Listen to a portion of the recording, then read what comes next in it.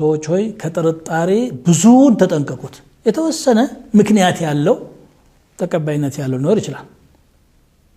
ምክንያት ያለው መነሻ ያለው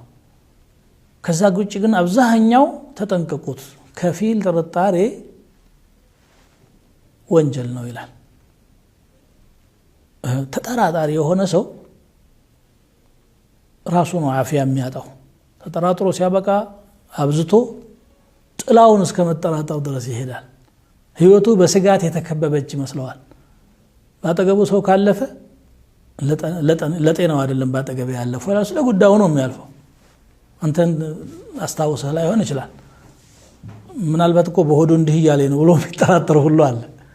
በልቡ የሚያስበው እኮ እንዲህ ነው መጥፎውን ነው የሚያስበው አይ ጥሩ አይደለም ይሄ ተው እሱ የፈለገውን ይሰብ አንተ ግን ዛሂሩ ላይ የምታውቀውን ብቻ ነው አንድ ሙስሊም የሚታይበት ውጫዊ ገጽታ በቂ ነው ከዛ ውጭ ያለውን ለኻሊቁ ተው ይጠብቅሃል አንተ በአንተ ላይ ክፉ የሚያስብ ካለ አንተ ደግሞ የሚንከባከብ የሚጠብቅህ ኻሊቅ አላህ Subhanahu Wa Ta'ala አለ ስለዚህ حسن الظن ያስፈልጋል ማለት ነው لذلك جاء عن النبي صلى الله عليه وسلم أنه قال إياكم والظن فإن الظن أكذب الحديث أدرى ተጠራጣሪነትን ራቁት የወሬው ውሸት ማለት ጥርጣሬ ነው አሉ ሰው ሁላ ትዳሩ የሚፈርሰው በጥርጣሬ ነው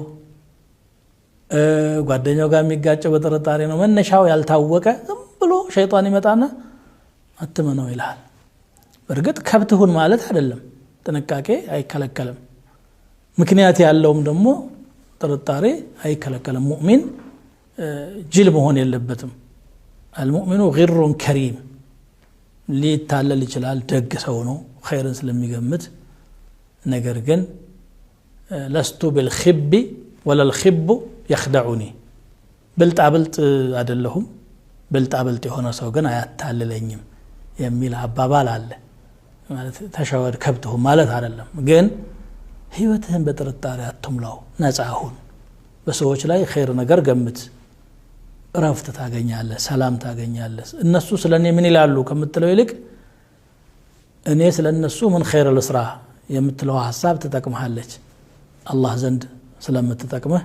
ዱንያም ላይ እፎይታ ስለምትሰጥህ ማለት ነው አለዛ ከተጠራጠርክ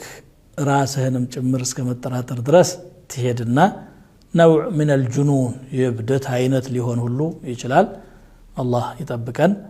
በሙእሚኑ ማህበረሰብ ውስጥ መፋቀር መከባበርና حسن الظن الله ያስፋልን ለዛሬው እዚህ ላይ ቋጫለሁ والسلام عليكم ورحمة الله وبركاته